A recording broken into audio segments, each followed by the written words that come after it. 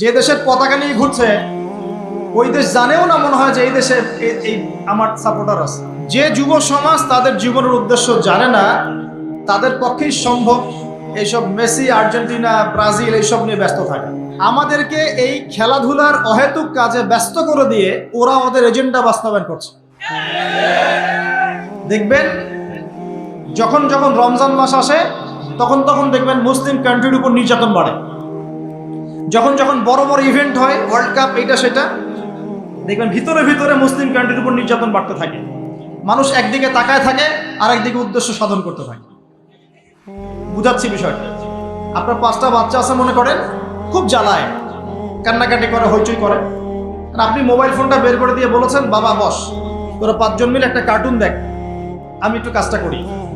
দিয়ে দিলেন, ও কার্টুন দেখছে চুপচাপ, কেউ কোনো ডিস্টার্ব নয়। আর বুঝতে পারছেন? এই যে বাচ্চাগুলা কার্টুন দেখছে না, এগুলো হচ্ছে আমরা এখন। আর ওই যে কাজ করছে বা এটা হচ্ছে ওরা, পশ্চিমারা। আমার কথা কি বুঝতে পারেন? আচ্ছা, আমি সহজ করার চেষ্টা করছি।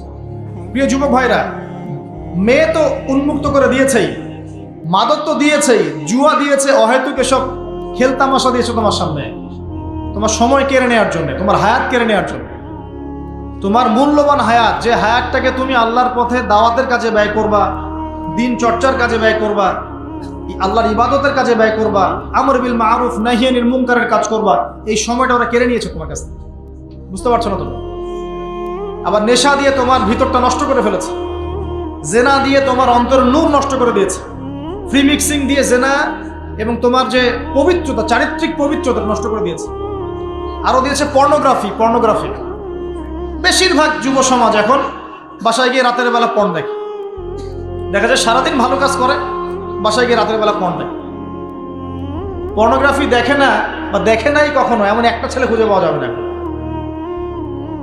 আর যখন আপনি এগুলোতে অভ্যস্ত হয়ে যাবেন, তখন শরীর খারাপ হয়ে যাবে, মন ভালো থাকবে না, আপনি একাকী গোপন পাপ করবেন, শরীর দুর্বল হয়ে পড়বে। একটা মেয়ের দিকে আপনি সম্মানের চোখে তাকাতে পারবেন না, মনে হবে মেয়ে মানেই মনে হয় ভোগের বস্তু। পর্ণে আসক্ত যারা, তারা কোনো কাজে শান্তি পায় না, অস্থির। এমনকি তারা যদি বিয়ে শাদীও করে, তবু বৈবাহিক জীবনে সুখী হতে পারে না। কেন জানেন? নিজের শক্তি ক্ষমতাগুলো আগেই নষ্ট করে ফেলেছে।